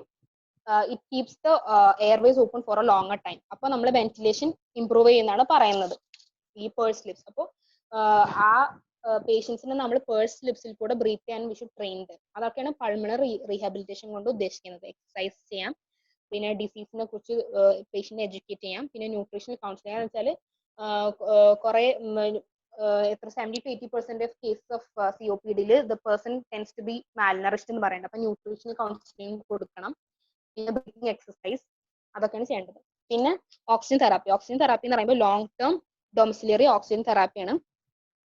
പിന്നെ ലാസ്റ്റ് എന്ന് പറയുമ്പോൾ സർജിക്കൽ എന്ന് പറയുമ്പോൾ ബുള്ളറ്റ്, ഇപ്പൊ നമ്മൾ ബുള്ള ഉണ്ടെങ്കിൽ ബുള്ള റിമൂവ്, ബുള്ളക്ടമി ചെയ്യാം. പിന്നെ ലങ് വോളിയം റിഡക്ഷൻ ഉണ്ട്. ലങ് വോളിയം റിഡക്ഷൻ എന്ന് പറയുമ്പോൾ എന്താ വെച്ചാൽ, ഇപ്പൊ നമ്മൾ പെരിഫറൽ ഏരിയസിൽ ഇപ്പൊ ഈ ഹൈപ്പർ ഇൻഫ്ലേഷൻ പ്രിവെന്റ് ചെയ്യാനും ബ്രീത്തിങ്ങിന്റെ വർക്ക് കുറയ്ക്കാൻ വേണ്ടിയിട്ടാണ്. ഇപ്പൊ നമ്മൾ ഡിഫക്റ്റീവ് ആയിട്ടുള്ള ഏരിയാസ് നമ്മൾ പെരിഫറൽ ആയിട്ട് ഏരിയാസ് നമ്മൾ ഡിസെക്ട് ചെയ്ത് മാറ്റും. അതാണ് ലങ് വോളിയം റിഡക്ഷൻ, LVR എന്ന് പറയുന്നത്. പിന്നെ ലങ് ട്രാൻസ്പ്ലാന്റേഷൻ എന്ന് പറയുമ്പോൾ അതിന് കുറെ ഇതുണ്ടല്ലോ, നമ്മൾ ക്രൈറ്റീരിയ ഉണ്ട്, അത് ഫോളോ ചെയ്തിട്ട് നമ്മൾ ലങ് ട്രാൻസ്പ്ലാന്റേഷൻ ചെയ്യും. ഇതൊക്കെയാണ് മാനേജ്മെന്റ്. സെസേഷൻ ഓഫ് സ്മോക്കിംഗ് ഉണ്ട്. പിന്നെ നമ്മൾ പേഷ്യന്റിനെ വാക്സിനേറ്റ് ചെയ്തിട്ട് we should prevent any infections occurring in the patient. പിന്നെ ബ്രോങ്കോഡൈലറ്റസ് കൊടുക്കാം. ബ്രോങ്കോഡൈലറ്റസ് എന്ന് പറയുമ്പോൾ നമ്മൾ ഇതൊക്കെ ഒരു സാൽബുട്ടമോൾ ഇപ്രോട്രോപ്പിയം കോമ്പിനേഷനിലൊക്കെ കൊടുക്കാം. പിന്നെ കമ്പൈൻഡ് ഇപ്പൊ നമ്മൾ ഇൻഹേൽ ഗ്ലൂക്കോകോർട്ടിക്കോയിഡ്സ് പ്ലസ് ബ്രോങ്കോഡൈലേറ്റർ ആണെങ്കിലും കൊടുക്കാം. പിന്നെ പൾമണറി റീഹാബിലിറ്റേഷൻ എന്ന് പറയുന്നത് എക്സസൈസ്, ഡിസീസ് എഡ്യൂക്കേഷൻ, പിന്നെ nutrition counselling, breathing exercise, breathing through pursed lips ഒക്കെയാണ് ആ പൾമണറി റീഹാബിലിറ്റേഷൻ. പിന്നെ ഓക്സിജൻ തെറാപ്പി, സർജിക്കലായിട്ട് ബുള്ളേഴ്സ് റിമൂവ് ചെയ്യാം, ലങ് വോളിയം റെഡ്യൂസ് ചെയ്യാം. അതെന്ന് പറയുമ്പോൾ എന്ന് വെച്ചാൽ ലങ് വോളിയം റെഡ്യൂസ് ചെയ്തിട്ട് ഇറ്റ് റെഡ്യൂസസ് പേഷ്യൻസ് വർക്ക്, അതായത് ബ്രീത്ത് ചെയ്യാനുള്ള വർക്ക് കുറയ്ക്കാൻ വേണ്ടിയിട്ടാണ്. പിന്നെ ഹൈപ്പർ ഇൻഫ്ലേഷൻ ഒക്കെ പ്രിവെന്റ് ചെയ്യാൻ വേണ്ടിയിട്ട്. പിന്നെ ട്രാൻസ്പ്ലാന്റേഷൻ. ഇതാണ് മാനേജ്മെന്റ് മെത്തേഡ്സ്. പിന്നെ പ്രോഗ്നോസ് എന്ന് പറയുമ്പോൾ ബോർഡ് ക്രൈറ്റീരിയ എന്നിട്ടാണ് ചെയ്യുന്നത്. അതിൽ ബോർഡിൽ ബി എന്ന് പറയുമ്പോൾ BMI നമ്മൾ BMI വെച്ചിട്ടാണ് കാൽക്കുലേറ്റ് ചെയ്യുന്നത്. പിന്നെ ഒബ്സ്ട്രക്ഷൻ, O എന്ന് പറയുമ്പോൾ ഒബ്സ്ട്രക്ഷൻ എത്രത്തോളം ഉണ്ട് നമ്മൾ FEV1 ആണ്. എന്നിട്ട് നമുക്ക് ഓരോന്ന് സ്കോർ കൊടുക്കുന്നുണ്ട്, ടെക്സ്റ്റിലുണ്ട്, ഡീറ്റെയിൽ ടെക്സ്റ്റിലുണ്ട് ഒരു ബോക്സിൽ. പിന്നെ D എന്ന് പറയുന്നത് ഡിസ്നിയ നമ്മൾ MRC ഡിസ്നിയ സ്കെയിൽ വെച്ചിട്ടാണ് നമ്മൾ അതിനെ ഗ്രേഡ് ചെയ്യുന്നത്. പിന്നെ എക്സസൈസ് കപ്പാസിറ്റി എന്ന് പറയുമ്പോൾ distance walked in 6 minutes in metres, അതാണ് നോക്കുന്നത്.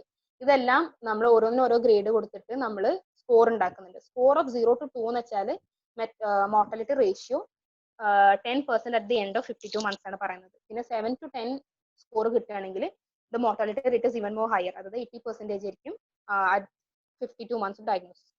അപ്പോൾ ഇതിന്റെ ബോക്സ് ടെക്സ്റ്റിലുണ്ട്, ഞാനത് ഫുള്ള് കോപ്പി ചെയ്തിട്ടില്ല, ഇത്ര മതിയാവും. പിന്നെ അടുത്തത് പറയണത് എന്താണെന്ന് വെച്ചാൽ അക്യൂട്ട് എക്സാസർബേഷൻ ഓഫ് COPD കുറിച്ചാണ് പറയുന്നത്. അതിന്റെ ഇപ്പൊ നമ്മൾ എന്താ വെച്ചാൽ COPD ഉള്ള ഒരാൾക്ക് പെട്ടെന്ന് ഒരു എക്സാസർബേഷൻ ഉണ്ടാകും. അത് എന്തൊക്കെ കാരണമാവാം? ഒരു ബാക്ടീരിയ അല്ലെങ്കിൽ വൈറസ് ഇൻവേഷൻ അല്ലെങ്കിൽ ചേഞ്ച് ഇൻ എയർ, അറ്റ്മോസ്ഫിയറിൽ എന്തെങ്കിലും ചേഞ്ച് കാരണമൊക്കെ ആയിരിക്കാം ഇതൊക്കെ വരുന്നത്, അതായത് എക്സാസർബേഷൻ വരുന്നത്. അപ്പൊ ഈ പേഷ്യൻസിനെ എങ്ങനെയായിരിക്കും പ്രസന്റ് ചെയ്യുന്നത്? സിംറ്റംസ് ഇൻക്രീസ് ആവും, പിന്നെ ലങ് ഫങ്ഷൻസ് പിന്നെ ആകെ ഡിറ്റീരിയോറേറ്റഡ് ആവും, പിന്നെ ഹെൽത്ത് സ്റ്റേറ്റസ് ഒക്കെ ആ പേഷ്യന്റ് ഭയങ്കര ഡിറ്റീരിയോറേറ്റഡ് ആയിരിക്കും. ഇങ്ങനെയാണ് പേഷ്യന്റ് പ്രസന്റ് ചെയ്യുന്നത്. പൊതുവെ നമ്മൾ എന്താണെന്ന് വെച്ചാൽ ഓറൽ കോർട്ടിക്കോസ്റ്റീറോയിഡ്സ്, ഒരു ഷോർട്ട് കോഴ്സ് ഓഫ് ഓറൽ കോർട്ടിക്കോസ്റ്റീറോയിഡ്സും പിന്നെ ബ്രോങ്കോഡൈലറ്റസിന്റെ ഡോസ് കൂട്ടിയിട്ട് അല്ലെങ്കിൽ ആന്റിബയോട്ടിക്സ് ഒക്കെ കൊടുത്താൽ ഈ പേഷ്യന്റ് നമുക്ക് കൺട്രോൾ ചെയ്യാൻ പറ്റും. പക്ഷേ in case the person is cyanosed, peripheral oedema അല്ലെങ്കിൽ ഓൾട്ടേർഡ് കോൺഷ്യസ്നെസ് ഒക്കെ ഉണ്ടെങ്കിൽ നമ്മൾ ഇയാളെ ഹോസ്പിറ്റലൈസ് ചെയ്യണം. ഹോസ്പിറ്റലൈസ് ചെയ്തിട്ട് നമ്മൾ എങ്ങനെ ട്രീറ്റ് ചെയ്യണമെന്ന് വെച്ചാൽ നമ്മൾ കൺട്രോൾഡ് ഓക്സിജൻ തെറാപ്പി കൊടുക്കുന്നുണ്ട്. കൺട്രോൾഡ് ഓക്സിജൻ 28% ആണ് നമ്മൾ കൊടുക്കുന്നത്. അല്ലെങ്കിൽ നമ്മൾ അധികം കൊടുത്താൽ എന്തുണ്ടാവുന്ന വെച്ചാൽ റെസ്പിറേറ്ററി ഡിപ്രഷൻ ഉണ്ടാവാൻ ചാൻസ് ഉണ്ട്. അപ്പൊ നമ്മൾ കൺട്രോൾഡ് ആയിട്ട് കൺട്രോൾഡ് ഓക്സിജൻ തെറാപ്പി കൊടുക്കും until the PaO2 reach 60 mm of Hg. 60 mm Hg കൂടുതലാവുന്ന വരെ നമ്മൾ ഓക്സിജൻ തെറാപ്പി കൊടുക്കണം കൺട്രോൾഡ് ആയിട്ട്. പിന്നെ വേറെ എന്ന് പറയുമ്പോൾ വെച്ചാൽ ബ്രോങ്കോഡൈലറ്റസ് കൊടുക്കാം. ബ്രോങ്കോഡൈലറ്റസ് എന്ന് പറയുമ്പോൾ നമ്മൾ എന്തായാലും ഷോർട്ട് ആക്ടിങ് ബീറ്റ 2 അഗണിസ്റ്റ് അല്ലെങ്കിൽ പ്ലസ് ആന്റിമസ്കറാനിക്, അതായത് സാൽബുട്ടമോൾ പ്ലസ് ഇപ്രോട്രോപ്പിയം ഒക്കെ നമുക്ക് കൊടുക്കാം. പിന്നെ ഓറൽ പ്രെഡ്നിസോളോൺ കൊടുക്കാം. ഓറൽ പ്രെഡ്നിസോളോൺ നമ്മൾ കൊടുക്കുന്ന ഡോസ് എന്ന് പറയുമ്പോൾ 30 mg ഫോർ 10 days ആയിട്ടാണ് കൊടുക്കുന്നത്. ഇഫ് പിന്നെയും അത് കുറയുന്നില്ലെങ്കിൽ will give it for longer period. പിന്നെ നമ്മൾ ഈ ഓറലായിട്ട് നമ്മൾ കോർട്ടിക്കോസ്റ്റോയിഡ്സ് കൊടുക്കുമ്പോൾ നമ്മൾ നോക്കേണ്ടത് എന്താണെന്ന് വെച്ചാൽ ഓസ്റ്റിയോപോറോസിസ് വരുന്നത് നമ്മൾ പ്രൊഫൈലാക്സ് എടുക്കണം. പിന്നെ ഇൻഫെക്ഷൻസ് അങ്ങനെ എന്തെങ്കിലും ഉണ്ടെങ്കിൽ നമ്മൾ ആന്റിബയോട്ടിക്സ് കൊടുക്കാം. ആന്റിബയോട്ടിക്സ് അമിനോപെൻസിലിൻ, ടെട്രാസൈക്ലിൻ, പൊതുവെ മാക്രോലൈഡ്സ് ഒക്കെയാണ് കൊടുക്കുന്നത്. പിന്നെ അതിലും നിൽക്കുന്നില്ലെങ്കിൽ the person might need non invasive ventilation അല്ലെങ്കിൽ മെക്കാനിക്കൽ വെന്റിലേഷൻ്റെ ഒക്കെ ആവശ്യം വരും. പിന്നെ അഡീഷണൽ തെറാപ്പി എന്ന് പറയുന്നത് വെച്ചാൽ നമ്മൾ oedema, if the person is having oedema, നമുക്ക് ഡയറോട്ടിക്സ് വെച്ചിട്ട് അത് പേഷ്യൻ വിൽ കം അതിന്റെ എഡിമ ഇല്ലാണ്ടാക്കാൻ പറ്റും നമുക്ക് ഡയറോട്ടിക്സ് കൊടുത്തിട്ട്. അപ്പോൾ ഇതാണ് അക്യൂട്ട് എക്സാസർബേഷൻ ഓഫ് സിഒപിഡിനെ കുറിച്ച് പറയുന്നത്. ടെക്സ്റ്റിൽ അത് മെയിൻ ആയിട്ട് ട്രീറ്റ്മെന്റിനെ കുറിച്ച് ഞാൻ മാത്രം ഇതിൽ എഴുതിയിട്ടുള്ളൂ. ടെക്സ്റ്റിൽ ഉണ്ട്, കാര്യമായിട്ടൊന്നും ഇല്ല. എന്താ വെച്ചാൽ ബാക്ടീരിയ അല്ലെങ്കിൽ വൈറസ് അല്ലെങ്കിൽ ഏതെങ്കിലും ഇൻവേഷൻ കാരണം അല്ലെങ്കിൽ അറ്റ്മോസ്ഫിയറിൽ എന്തെങ്കിലും ചേഞ്ചസ് നമ്മൾ എവിടെയെങ്കിലും ട്രാവൽ ചെയ്താലൊക്കെ വരുന്നതാണ്. സിഒപിഡിയിൽ ഒരു പേഷ്യന്റ് എക്സാസർബേറ്റഡ് ആവും. അതിൽ സിംറ്റംസ് കൂടും, അയാളുടെ ലങ് ഫംഗ്ഷൻ, അയാളെ ഹെൽത്ത് സ്റ്റേറ്റസും ഭയങ്കര ഡിറ്റീരിയോറേറ്റഡ് ആവും. നമുക്ക് ഓറൽ കോർട്ടിക്കോസ്റ്റെറോയിഡ്സ് കൊടുത്തിട്ട് അല്ലെങ്കിൽ ബ്രോങ്കോഡൈലേറ്റസിന്റെ ഡോസ് കൂട്ടിയിട്ട് അല്ലെങ്കിൽ ആന്റിബയോട്ടിക്സ് കൊടുത്തിട്ട് നമുക്ക് അത് റിലീവ് ചെയ്യാം. ഇൻ കേസ് ദ പേഴ്സൺ സയനോസ്ഡ് അല്ലെങ്കിൽ എഡിമ ഉണ്ട്, പിന്നെ ഓൾട്ടേഡ് കോൺഷ്യസ്നസ് ഒക്കെ വരികയാണെങ്കിൽ നമ്മൾ ഈ പേഷ്യന്റിനെ ഹോസ്പിറ്റലൈസ് ചെയ്യണം. ഹോസ്പിറ്റലൈസ് ചെയ്തിട്ട് ചെയ്യുന്ന ട്രീറ്റ്മെന്റ് ആണ് ഞാനിവിടെ കൊടുത്തിട്ടുള്ളത്. ഓക്സിജൻ തെറാപ്പി കൊടുക്കാം. എന്ന് പറയുമ്പോൾ കൺട്രോൾഡ് ഓക്സിജൻ ആയിരിക്കണം, അല്ലെങ്കിൽ റെസ്പിറേറ്ററി ഡിപ്രഷൻ വരാൻ ചാൻസ് ഉണ്ട്. പിന്നെ ബ്രോങ്കോഡൈലേറ്റസ് കൊടുക്കും, സാൽബുറ്റമോൾ പ്ലസ് പ്രോട്രോപ്പിയം കോമ്പിനേഷൻ കൊടുക്കാം. പിന്നെ ഓറൽ പ്രെഡ്നിസോളോൺ കൊടുക്കാം, 30 mg 10 day ഡ്യൂറേഷന് കൊടുക്കണം. ഓറൽ സ്റ്റിറോയിഡ്സ് നമ്മൾ കൊടുക്കുമ്പോൾ എപ്പോഴും നോക്കേണ്ടത് വെച്ചാൽ ഓസ്റ്റിയോപോറോസിന് നമ്മൾ പ്രൊഫൈലാക്സിസ് ചെയ്യണം. പിന്നെ ആന്റിബയോട്ടിക്സ് എന്ന് പറയുമ്പോൾ ഇൻഫെക്ഷൻ ഉണ്ടെങ്കിൽ ആന്റിബയോട്ടിക്സ് കൊടുക്കാം. നോൺ ഇൻവേസീവ് വെന്റിലേഷൻ അല്ലെങ്കിൽ മെക്കാനിക്കൽ വെന്റിലേഷൻ കൊടുക്കാം നമുക്ക് പേഷ്യന്റിന്. സിവിയർ കേസിലാണെങ്കിൽ ഇതൊന്നും കൊണ്ട് ആൾക്ക് സുഖം വരുന്നില്ലെങ്കിൽ ഇത് കൊടുക്കാം. പിന്നെ അഡീഷണൽ ആയിട്ട് തെറാപ്പി എന്ന് പറയുമ്പോൾ എഡിമ ഉണ്ടെങ്കിൽ അത് കുറയ്ക്കാൻ വേണ്ടി ഡയറോട്ടിക്സ് കൊടുക്കാം. ഇതാണ് സിഒപി. എല്ലാവർക്കും മനസ്സിലാക്കാൻ ഞാൻ വിചാരിക്കുന്നു. സിംറ്റംസും സയൻസും ഒന്ന് പറയാമോ ഒന്നുകൂടെ? സിംറ്റംസ് എന്ന് പറയുമ്പോൾ എന്താണ്? ദ പേഷ്യന്റ് പ്രസൻസ് വിത്ത്, ഞാൻ മൊത്തത്തിൽ ഒന്നുകൂടി പറയണം, അല്ലെങ്കിൽ സിംറ്റംസും സയൻസ് മാത്രം പറഞ്ഞാൽ മതിയോ? Symptoms science. സിംറ്റംസ് എന്ന് പറയുമ്പോൾ എന്താ വെച്ചാൽ എന്തുണ്ടാവും?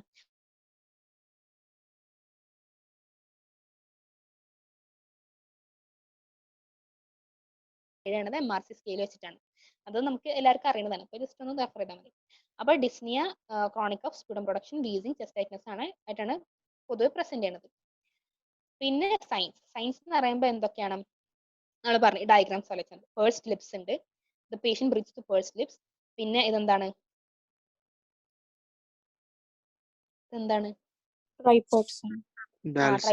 ഡാൽ സൈൻ അല്ലെങ്കിൽ തിങ്കേഴ്സ് അല്ലെങ്കിൽ ടാർജറ്റ് സൈൻ എന്ന് പറയുന്നത്. അത് എന്താന്ന് വെച്ചാല് പൊതുവെ സിഒപിഡിയിൽ പേഷ്യൻസ് ഈ എൽബോ ഓൺ നീ പൊസിഷനിലാണ് ഇരിക്കുക.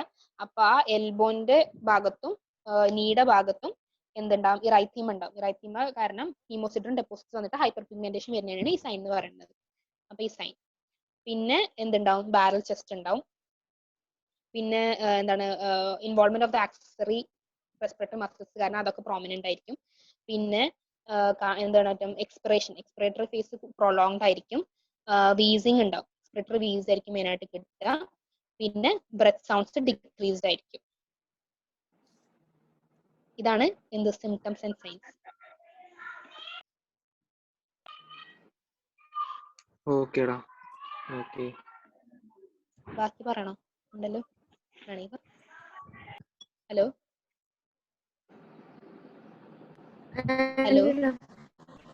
ബാക്കി പറയണോ? ഞാൻ വേണമെങ്കിൽ പറയാം. പറഞ്ഞു.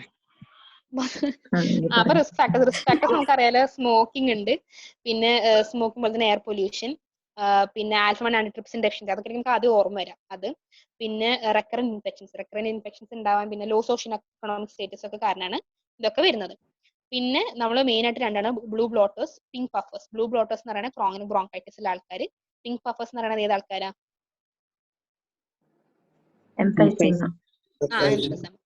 അപ്പൊ ക്രോണിക് ബ്രോങ്കൈറ്റിസിൽ എന്താ ഉണ്ടാവുന്നത്? ക്രോണിക് ബ്രോങ്കൈറ്റിസിൽ എന്ന് പറയുമ്പോൾ നമുക്ക് പേര് കേട്ടത് ഇൻഫ്ലമേഷൻ ആണ് ഉണ്ടാവുന്നത്. അപ്പൊ ഇൻഫ്ലമേഷൻ ഉണ്ടാവുമ്പോൾ എന്തൊക്കെ ഉണ്ടാവും? സൈറ്റോകൈൻസും ഇൻഫ്ലമേഷൻ ഉണ്ടാകുമ്പോൾ മെയിനായിട്ട് ഇൻഫ്ലമേറ്ററി മീഡിയറ്റ്സ് ബ്രോങ്കോ കൺസ്ട്രക്ഷൻ ഉണ്ടാവുകയും ചെയ്യും. പിന്നെ ഇതിൽ എന്ന് പറയുമ്പോൾ എന്താ വെച്ചാൽ എന്തുണ്ടാവും, നമ്മളെ ഗ്ലോബ്ലഡ് സെൽസിന്റെ നമ്പറും അവരെ ആക്ടിവിറ്റിയും കൂടും, അപ്പോൾ സെക്രേഷൻ കൂടും, അങ്ങനെ എക്സസ് മ്യൂക്കസ് പ്രൊഡക്ഷൻ ഉണ്ട്. അപ്പോൾ ഇവിടെ എന്ന് പറയുമ്പോൾ നമുക്ക് എന്ത് കാണാൻ പറ്റുന്നത്, നാരോയിങ് ഓഫ് ദ എയർവേസ് ഉണ്ടാവും. ബ്രോങ്ക് കൺസ്ട്രക്ഷൻ പ്ലസ് ഹൈപ്പർ സെക്രേഷൻ കാരണം മൊത്തത്തിൽ എന്തുണ്ടാവും, ഇത് നാരോഡ് ആവും, അങ്ങനെ എന്തുണ്ടാവും, ഒബ്സ്ട്രക്ഷൻ ഉണ്ടാവും, എയർവേ ഒബ്സ്ട്രക്ഷൻ ഉണ്ടായിട്ട് ആൽവിയോളർ ഹൈപ്പോക്സിയ കാരണം വിക്ക് മിസ്മാച്ച് ഉണ്ട്, decreased oxygen, increase carbon dye oxide ഒക്കെ ഉണ്ടാവും, റെസ്പിറേറ്ററി അസിഡോസിസ്, പോളിസൈത്തീമിയ ഒക്കെ ഉണ്ടായിട്ടാണ് സൈനോസിസ് ഉണ്ടാവുന്നത്. ഓക്കെ, ഇതാണ് മെയിൻ ആയിട്ടുള്ള പത്തോഫിസിയോളജി. ഓക്കെ, പിന്നെ അടുത്തെന്ന് പറയുന്നത് പിങ്ക് പഫേഴ്സ്. പിങ്ക് പഫേഴ്സ് എന്ന് പറയുന്നത് എംഫിസിമ ഉള്ള ആൾക്കാർ. എംഫിസിമ മെയിൻ ആയിട്ട് നമ്മൾ എന്താ പറഞ്ഞത്, സ്മോക്ക് ചെയ്യുന്ന ആൾക്കാർ ഇൻഹെയിൽ ഈ പാർട്ടിക്കിൾസ് ഇൻഹെയിൽ ആകുമ്പോൾ മാക്രോഫേജസ് ആക്ടിവേറ്റഡ് ആയിട്ട് നമ്മളെ ആൽവിയോളയിൽ റിലീസ് ആവും. അങ്ങനെ അവിടെ പ്രോട്ടീസും ഈ മാക്രോഫേജസ് റിലീസ് ചെയ്യുന്നു പ്രോട്ടീസിനെ, സൈറ്റോകൈൻസിനെ. ഈ സൈറ്റോകൈൻസ് എന്ത് ചെയ്യും, വിൽ അട്രാക്ട് ന്യൂട്രോഫിൽസ്. ഈ neutrophils in turn releases elastase. Elastase നമ്മൾ ഈ ആൽവിയോളയുടെ വാളിലുള്ള ഇലാസ്റ്റിക് ഫൈബേഴ്സിൽ പോയി ആക്ട് ചെയ്തിട്ട് റീകോയിലിനെ പ്രിവെന്റ് ചെയ്യും. സോ ഇതിൽ ലീഡ് എന്താണ്, എയർ ട്രാപ്പിംഗ് ഉണ്ടാവും, അങ്ങനെ ബാരൽ ഷേപ്ഡ് ചെസ്റ്റ് ഉണ്ടാവും. പിന്നെ അത് മാത്രമല്ല ഈ പ്രോട്ടീസ് നമ്മൾ എന്ത് ചെയ്യും, നമ്മൾ മറ്റേ കാപ്പിലറി വാൾസിനെ എഫക്ട് ചെയ്തിട്ട് പെർഫ്യൂഷനും കുറക്കും. അങ്ങനെ മൊത്തത്തിൽ മാച്ച്ഡ് വെന്റിലേഷൻ പെർഫ്യൂഷൻ മിസ്മാച്ച് ആണ് ഉണ്ടാവുന്നത്. രണ്ടിലും വെന്റിലേഷനും കുറയുന്നുണ്ട്, പെർഫ്യൂഷനും കുറയുന്നുണ്ട്. അങ്ങനെ decreased entry of oxygen and decreased escape of carbon dioxide, അങ്ങനെ സെയിം. പിന്നെ ഇൻവെസ്റ്റിഗേഷൻ എന്ന് പറയുമ്പോൾ സ്പൈറോമെട്രി ചെയ്യുന്നുണ്ട്. സ്പൈറോമെട്രിയിൽ നമുക്ക് ഗ്രാഫ് ഇങ്ങനെ കിട്ടും. പിന്നെ വേറെ എന്താണ്, വേറെ ചെസ്റ്റ് എക്സ്റേ എടുക്കുന്നുണ്ട്. ചെസ്റ്റ് എക്സ്റേ എന്ന് പറയുമ്പോൾ നമ്മൾ ക്യാൻസർ അല്ലെങ്കിൽ ഹാർട്ട് ഫെയിലർ അങ്ങനത്തെ ഇതിലൊക്കെ റൂൾ ഔട്ട് ചെയ്യാൻ വേണ്ടിയിട്ടുണ്ട്. അതിൻ്റെ ഒപ്പം ഇവിടെ കുറച്ച് ഫൈൻഡിങ്സ് ഉണ്ട്, എന്ത് എക്സ്പാൻഷൻ ഉണ്ടാവും. പിന്നെ നമ്മൾ എന്തുണ്ട്, കൂടുതൽ എയർ ട്രാപ്പിംഗ് ഉള്ള കാരണം നമുക്ക് എന്ത് കാണാൻ പറ്റും, ഡാർക്കർ ലങ് ഷാഡോ ആയിരിക്കും. പിന്നെ ചിലപ്പോൾ ബുള്ളേസിനെ കാണാൻ പറ്റും. ഈ ഹൈപ്പർ ഇൻഫ്ലേഷൻ കാരണം മറ്റേ നമ്മുടെ ഡയഫ്രം ഫ്ലാറ്റൻഡ് ആവുകയും ചെയ്യും. നമുക്ക് എന്ത് കാണാൻ പറ്റും, റിബ്സ് ഹൊറിസോണ്ടൽ ആയിരിക്കും, മീഡിയാസ്റ്റീനം നാരോഡ് ആയിരിക്കും. ഇതൊക്കെയാണ്. പിന്നെ എന്തുണ്ടാ, പ്രോമിനന്റ് ഹൈലാർ വെസ്കുലർ ഷാഡോ കാണാൻ പറ്റും പൾമണറി ഹൈപ്പർ ടെൻഷൻ ഉണ്ടെങ്കിൽ. ഓക്കെ, പിന്നെ ഇതാണ് നമ്മളെ ഗ്രാഫ്. പിന്നെ എക്സ്റേ. പിന്നെ അടുത്തെന്ന് പറയുമ്പോൾ കംപ്ലീറ്റ് ബ്ലഡ് കൗണ്ട് ഉണ്ട്, നമ്മൾ അനീമിയ പോളിസൈത്തീമിയ ഉണ്ടോ നോക്കാം. പിന്നെ ആൽഫ 1 ആന്റിട്രിപ്സിൻ ഡെഫിഷ്യൻസി ഉണ്ടോ നോക്കാനൊക്കെയാണ് നമ്മൾ എന്ത് ചെയ്യുന്നത്, CBC ചെയ്യുന്നത്. പിന്നെ ABG ചെയ്യുന്നുണ്ട്, ലങ് വോളിയം മെഷർ ചെയ്യുന്നുണ്ട്, ഹീലിയം ഡൈല്യൂഷനും പിന്നെ പ്ലത്തിസ്മോഗ്രാഫിയാണ് ചെയ്യുന്നത്. പ്ലത്തിസ്മോഗ്രാഫി ചെയ്യുന്നത് വെച്ചാൽ ബുള്ള അല്ലെങ്കിൽ സിവിയർ കേസ് ഓഫ് COPD-ലാണ് ചെയ്യുന്നത്. അതിന്റെ മെക്കാനിസം എനിക്ക് അറിയില്ല കേട്ടോ. പിന്നെ HRCT. ഹലോ, കേൾക്കുന്നില്ലേ? പിന്നെ ECG നമ്മൾ ചെയ്യണത് എന്താ വെച്ചാൽ ഇപ്പൊ റൈറ്റ് ഹാർട്ട് ഫെയിലിയർ അല്ലെങ്കിൽ റൈറ്റ് വെൻട്രിക്കുലർ സ്ട്രെയിൻ ഒക്കെ ഉണ്ടെങ്കിൽ നമുക്ക് TWV ഇൻവേർഷൻ കാണാൻ പറ്റും. പിന്നെ പൾസ് ഓക്സിമെട്രിയിൽ എന്ന് പറയുമ്പോൾ വാല്യൂ 93%-നേക്കാളും കുറവാണെങ്കിൽ നമുക്ക് ആ പേഷ്യന്റിനെ long term oxygen domiciliary oxygen തെറാപ്പിക്ക് നമ്മൾ റെഫർ ചെയ്യാൻ പറ്റും. പിന്നെ എക്സസൈസ് ടെസ്റ്റ് എന്ന് പറയുമ്പോൾ എന്താ വെച്ചാൽ പ്രോഗ്നോസിസിന് അല്ലെങ്കിൽ എക്സസൈസ് ടോളറൻസ് എത്രത്തോളം ഉണ്ട്, അല്ലെങ്കിൽ ബ്രോങ്കോ ഡയലേറ്റർ കൊടുത്തിട്ടുള്ള അതിന്റെ റെസ്പോൺസ് എങ്ങനെയാണെന്നൊക്കെ നോക്കാൻ വേണ്ടിയിട്ടാണ് എക്സസൈസ് ടെസ്റ്റ് നമ്മൾ ചെയ്യുന്നത്. പിന്നെ ഇത് സിവിയറിറ്റി ക്ലാസിഫിക്കേഷൻ, ഇത് ബൈ ഹാർട്ട് ആക്കേണ്ടി വരും. പിന്നെ അടുത്തത് മാനേജ്മെന്റ് എന്ന് പറയുമ്പോൾ മെയിനായിട്ട് നമ്മൾ ആസ്മ ഒക്കെ പോലെ തന്നെ നമ്മൾ എന്തുണ്ടാവും, ഇറിറ്റൻസ് അല്ലെങ്കിൽ അതിനെ സ്റ്റിമുലൻസ് നമ്മൾ ഇല്ലാണ്ടാക്കണം. സ്മോക്കിംഗ് സെസേഷൻ വേണം. പിന്നെ നമ്മൾ റിസ്ക് ഫാക്ടർ ഇൻഫെക്ഷൻ ഇല്ലാണ്ടാക്കാൻ നമ്മൾ